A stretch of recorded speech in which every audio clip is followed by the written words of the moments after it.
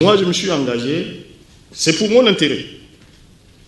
Pour mon intérêt, de marcher après le doctorat, c'est-à-dire me préparer en conséquence pour le concours d'agrégation en France, il faudrait produire. Alors, maintenant, au-delà de ces deux motivations, les raisons de motivation, le dernier ouvrage est intitulé « Le constitutionnalisme tchadien ». Par définition, le constitutionnalisme est une théorie qui considère que le pouvoir souverain et les droits fondamentaux doivent être garantis par une constitution écrite.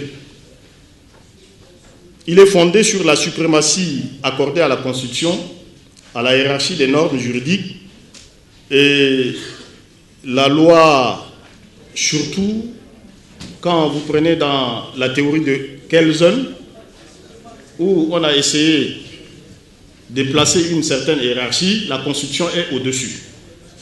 Juste pour que les gens comprennent à travers le titre, c'est quoi le constitutionnalisme. Maintenant, quand on évoque la trajectoire constitutionnelle du Tchad, dans cette démarche historique, comme l'a relevé tout à l'heure le doyen Jean Calvin, le Tchad a eu 5 constitutions. La première, c'est celle du 31 mars 1959. Et c'était un régime purement parlementaire.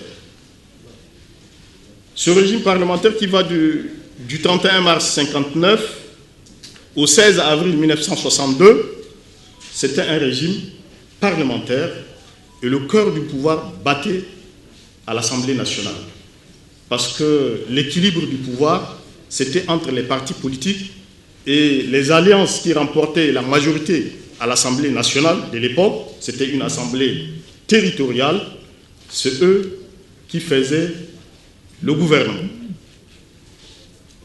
Alors, en 1962, notre premier président a estimé que pour l'unité du Tchad, il fallait que la cacophonie cesse, surtout les partis politiques. Il y avait une rivalité intense et chacun voulait conquérir le pouvoir.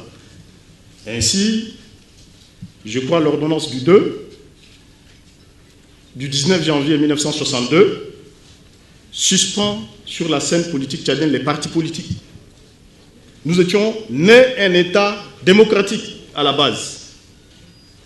Après la Deuxième Guerre mondiale en 1946, quand les autres territoires colonisés par la France avaient bénéficié de l'autonomie, nous avons eu également. Nous avons eu, dès la naissance, avant l'Assemblée nationale, il y avait ce qu'on appelle le Conseil représentatif, après l'Assemblée territoriale, il y avait déjà des partis politiques. Et ces partis politiques animaient déjà la vie politique au Tchad. C'était plus crédible et plus intense que ce que nous voyons aujourd'hui. Excusez-moi, j'ai raison en tant que scientifique, ce n'est pas pour frustrer ici certains de nos compatriotes, chefs des partis, mais c'était une réalité qui existait. Vous avez par exemple un premier parti politique créé au Tchad qui s'appelle l'UDT, l'Union démocratique tchadienne, créé par un certain Algoni, Béchir Sow, et vous avez un monsieur qui s'appelle Kadr Alio. C'était le premier parti politique créé au Tchad en 1946. Et en face, après le congrès de Bamako qui a institué le RDA, la section du Tchad était créée par Gabriel Dizet, un Tchadien d'origine de la Guadeloupe. Donc, de 1946 à 1952, vous avez une phase où la démocratie était réelle et vivante dans ce pays. Et c'était le bipartisme. Les deux partis s'affrontaient. L'UDT, la plupart de l'UDT, c'était les chefferies traditionnelles aujourd'hui au Tchad. N'oubliez pas que le Tchad, c'est un assemblage des grands anciens royaumes, le Bagirmi, le Wadaï, le Kanem-Bornou. Vous avez des pays traditionnels, comme le pays Moundan, vous avez le Mbang de Bédaya.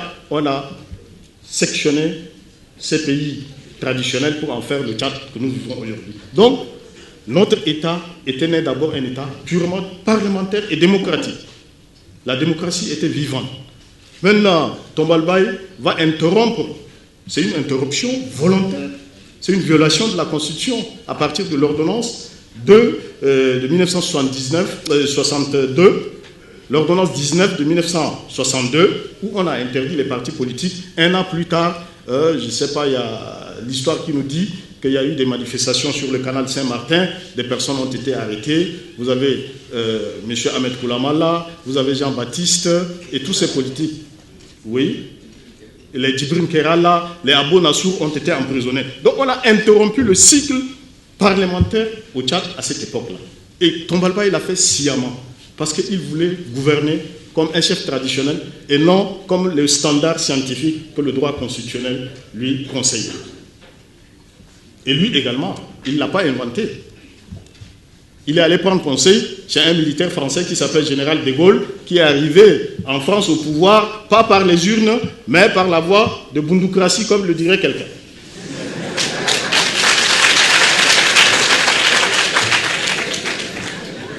Donc voilà un peu notre premier cycle parlementaire qui a un peu rythmé la démocratie au Tchad. Maintenant, quand vous prenez le cycle qui va de 62 au 20 avril 2018, ici, 2021, après la mort du maréchal Idriss Déby, c'est un cycle purement présidentialiste.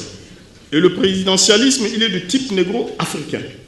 Parce que la règle standard du présidentialisme, des régimes présidentiels, comme aux États-Unis, n'était pas appliquée.